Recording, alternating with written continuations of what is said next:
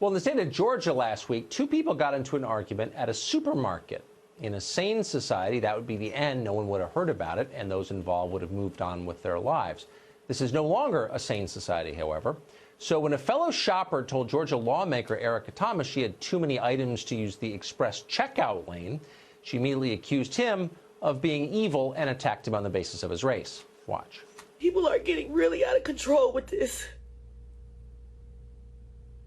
With this white privilege. This white man comes up to me and says, "You lazy son of a bitch. The hate is real." And for that white man to come up to me and call me a son of a bitch and lazy and go back where I came from because he had a couple items and he wanted to get in front of me. And he said I had 20 items in a 10-item line. What would make you that angry to yell at somebody like that? Y'all see Ilhan Omar, and y'all see all this stuff about send her back and stuff like that, but it's getting out of control. There's so much hate in this world, and it's being incited by our president every single day. So the press, having forgotten the last 2 or 3, or was it 4 dozen fake hate crimes, immediately believed Thomas completely and blamed the administration for creating a climate of hate. They would still believe her now if the man she accused didn't come forward on his own. But he did come forward. His name is Eric Sparks. And he's not a member of the Klan, it turns out. He is Cuban, and he's a Democrat. He's an avid Democrat, a liberal Democrat. And he says that Thomas lied completely about what happened. Thomas didn't even fight back. In an interview with local television station, she had backtracked, and she said that actually Sparks never said, "Go back where you came from." Huh? But it didn't matter to the New York Times. Good journalists are supposed to state the key facts first. The New York Times does the opposite. Their headline said this, quote, "Go back where you came from," Georgia lawmaker says she was told. But actually, she said she was not told that. In the story, the Times waited 14 paragraphs before telling you, the reader, that Thomas had actually retracted her phony accusation, which seems like fraud. Robby Soave is associate editor at Reason magazine and the author of Panic Attack, Young Radicals in the Age of Trump, and he joins us tonight. Robby, you've done journalism your whole adult life. If you run a story with a headline that is completely false, and you know it's false, and in fact, at graph 14, you concede it's false, that's not really journalism, is it? That's something else.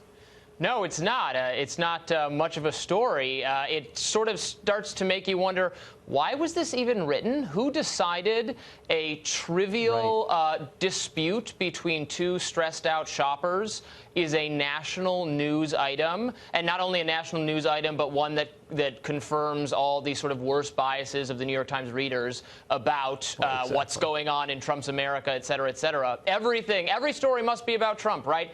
Somehow it's about racism and Trump when we get to it. That angle has to be in there. We just have to find it. That's the operating thinking of so many people in the mainstream media. When this was not news. This was something that happened that just happens to people.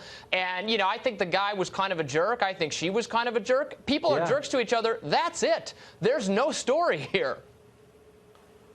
So maybe the real point of the story had nothing to do with Erica Thomas or Sparks, the apparently falsely accused perpetrator, but it's really about the people writing the story. And the message they're sending is, we're good people. We're not like the president. We're virtuous. I mean, it does seem like stories like this are really a kind of narcissism that are designed to make the person telling the story seem like a really good person.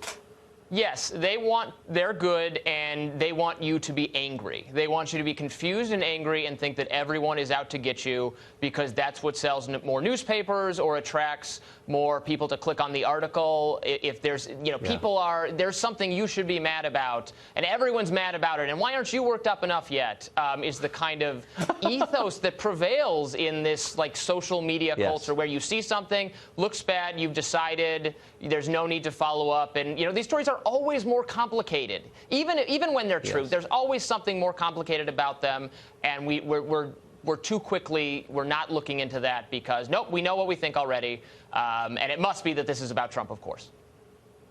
You'd think the New York Times would be above that, but in fact, they're beneath it. Robby Soave, deep, thank you for that. Appreciate it. Thank you.